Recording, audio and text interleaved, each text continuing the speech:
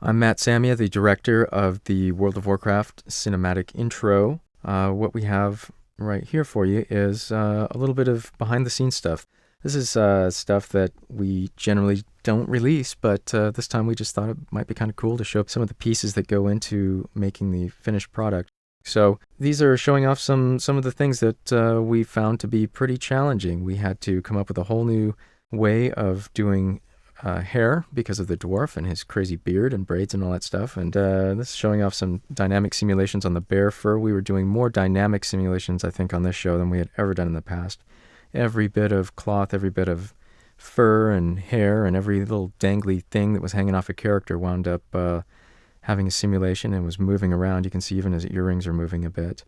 We were delving into some new shaders for skin. We think we're getting a little bit better with that. We like the way this dwarf turned out pretty well. These shots were pretty huge and full of all kinds of effects. These characters were probably some of the most complex we'd ever done, which is kind of ironic considering we designed them to be simple, and we were thinking these were not going to be so difficult to get on screen.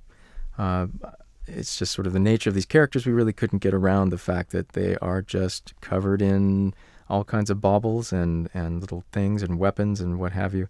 This is showing some of the stages of a set in progress. This is one of the Night Elf shots from Teldrassil. Here we get a little look at how things work, how they're worked up. These are some of the passes on the Night Elf, showing her animation, and now these are some of the dynamic sims actually being run. You can see how many there are. This is actually cutting out quite a few, in fact.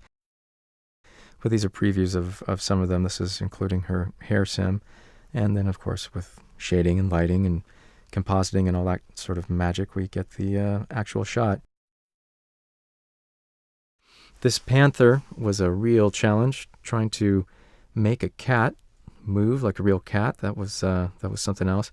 You can see his tail, or probably her tail, swirling around there. That's something that we got off footage of an actual panther making this jump, and it turns out a lot of people thought it looked wrong, but it was kind of funny because it was absolutely correct. So we had there was a lot of debate about whether or not we should take that out, even though it was correct in quotes.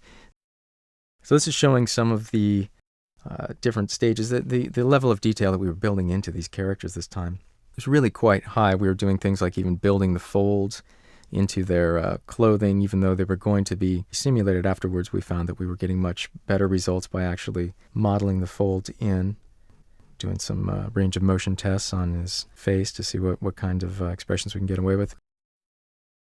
Again, showing off a shot and how we work them up. This is some of the early animation. Now that we're happy with the animation, you can see we're running the sims on all his layers of clothing and his different layers of jewelry and what have you.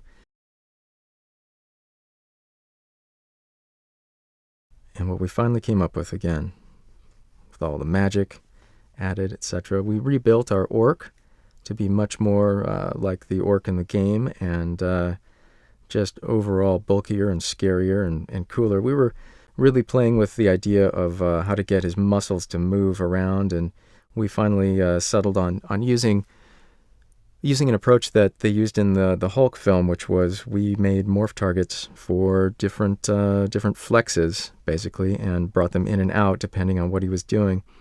If you look carefully, as we get these different versions, you can start to see the flexing going on. It's pretty subtle, but it's there, I promise. And again, the finished shot with all the crazy simulations. This is our Tauren. We're pretty proud of this Tauren. We think he's pretty cool. Again, we pretty much rebuilt the Tauren from the last trailer to match more closely the guy in the game. The game art had evolved between the time we did the last one and this one. It's more of the kinds of tests that we do to make sure that everything is working and that we have enough range of expression for his face. And here he is being angry and violent. Again, a shot in progress showing the kinds of things that we get maybe halfway along, where some of the characters are fully shaded and some of them aren't, and we're working up the composite. This was our undead guy. We tried all kinds of things to make him icky and rotting and kind of kind of nasty, and boy, he sure is. He's pretty cool, actually. It's kind of a shame you don't really get to see his eyes too well in the finished shot, because we put some thought and effort into making those eyes look kind of shriveled like old grapes. They're pretty cool. Here he is, animated. These are showing off some of the things that we did for the ground. We were actually playing with the idea of having the plants die off when he takes a step, and they actually do if you look in the shot. Again, it's pretty subtle. There are a lot of things going on in these shots. All the layers of Sims. He has some spit hanging off of his lower lip, and that's in there too. This is showing off some of the tests we did for that. In some ways inspired by the alien. If you look closely in the finished shot, you will see that he does, in fact, have some spit hanging there. You got to look closely, but it's in there.